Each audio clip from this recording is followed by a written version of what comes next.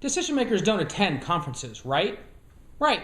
That's why we don't put on conferences. We host the Shared Expertise Summits, a collaborative experience where decision makers like you come to have the consequential conversations that will change the world.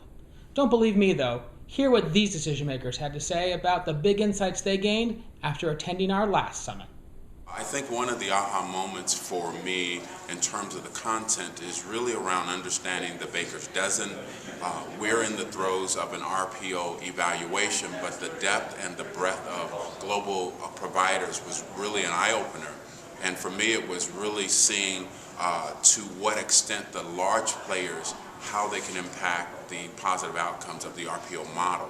The technology, their involvement with your branding, your marketing, your media, all of those things were sort of side things that I hadn't given as much thought, that now I've got to revisit my review process, and perhaps I may invite some others into our selection and that whole gamut of things that I must do pretty quickly. So probably it was on the first day in the buyer group with Chris McGough, and he was talking about Mother Prime, and he was talking about the state as is, the strategy to be with the environment, and then the stake. And I was so struck by the need to have balance of all of those things. I actually have some work to do around that. So that was the aha moment for me this time. I would say the panel discussion on the talent challenge that we had this morning, that was going through a lot of the tenders myself now and working closely with the stakeholders that I've got across multiple borders and languages and cultures. I think defining the challenge internally is so important before we can really ask our RPO providers to give us all our solutions.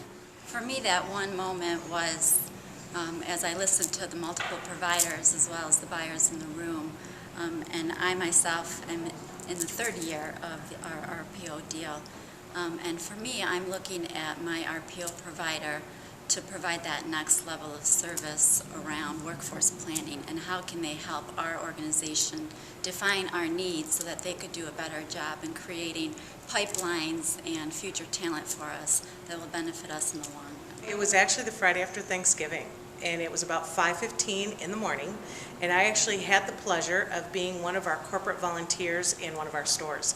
And so I greeted customers to help them find the product that they wanted as soon as they walked in the door.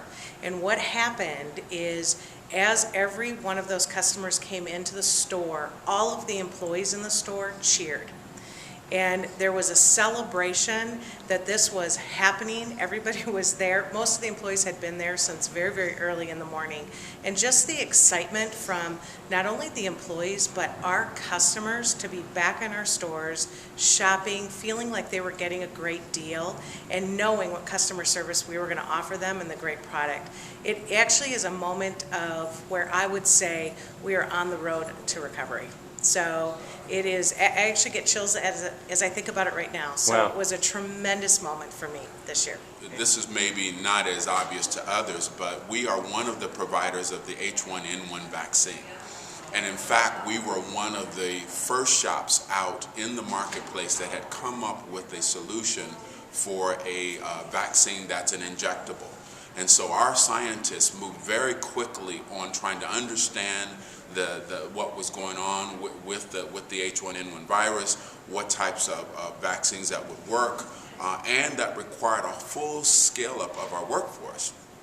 Again, our manufacturing for the vaccine is outside of the U.S., and we had to bring in several hundred new workers in order to create a 24/7, 365-day sort of cycle production run for creating that, given the demand that we were seeing not only in the U.S. but globally. And again, being one of the top 5 vaccine providers, it changed the game.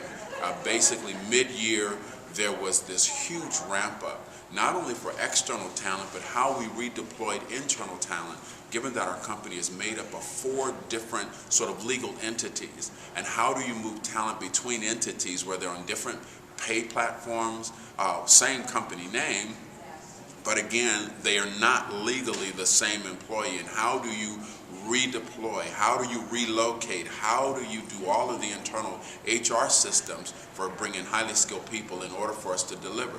Fortunately, we were able to create a diverse pipeline, top talent, and for those of you who have received your H1N1 vaccine, you are now a recipient of all that hard work, but it was a game changer for the company because of the ramp-up time. We really didn't have a lot of lead time to do that, and then supply our own normal flu vaccine.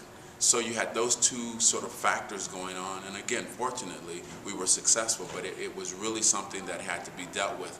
Basically, at the group level, our CEO of the group, Novartis Group, was involved with the talent decisions because it crossed the legal entities.